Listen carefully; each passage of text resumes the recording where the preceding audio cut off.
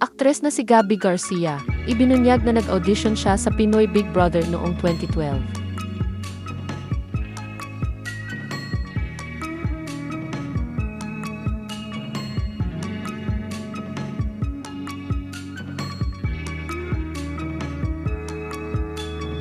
Ang aktres na si Gabby Garcia ang napiling bagong host ng Pinoy Big Brother Celebrity Edition Collab.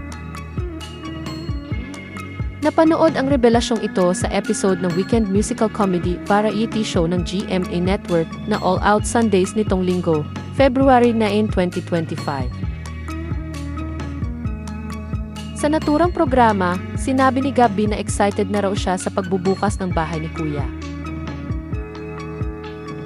Kasunod nito ay ibinunyag ng aktres na nag-audition siya sa naturang reality show noong 2012. Of course, I'm super excited. Biruin ninyo, magkakaroon ng collab ang PBB. no? Grabe, this is history and I'm happy to be part of history. And alam niyo ba, story time, nag-audition din ako sa PBB way back 2012. Kaya talaga Sa pamare. Kung makapasok ka, papasok ka? malalaman natin yan sa Sa pagpabaliw na.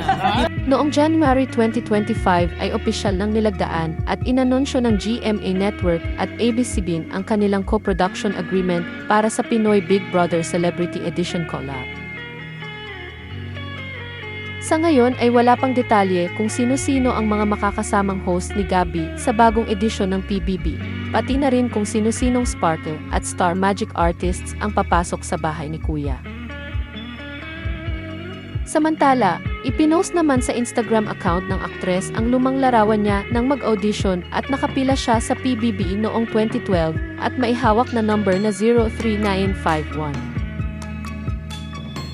Sa caption ng kanyang post ay excited na inanunsyo ni Gabby sa publiko na isa siya sa mga hosts ng naturang reality show at ibinahagi rin niya ang kwento sa likod ng throwback photos na ipinost niya sa Instagram. Kwento niya, nag-audition siya sa PBB Teen Edition Season 4 noong panahong iyon.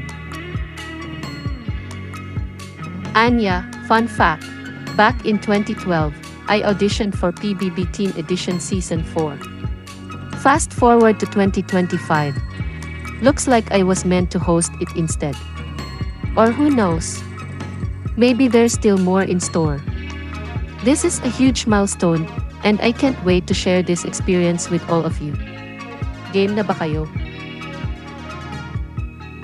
Matatandaang ang aktres at cosplayer na si Myrtle Sarosa ang naging big winner ng PBB Teen Edition Season 4.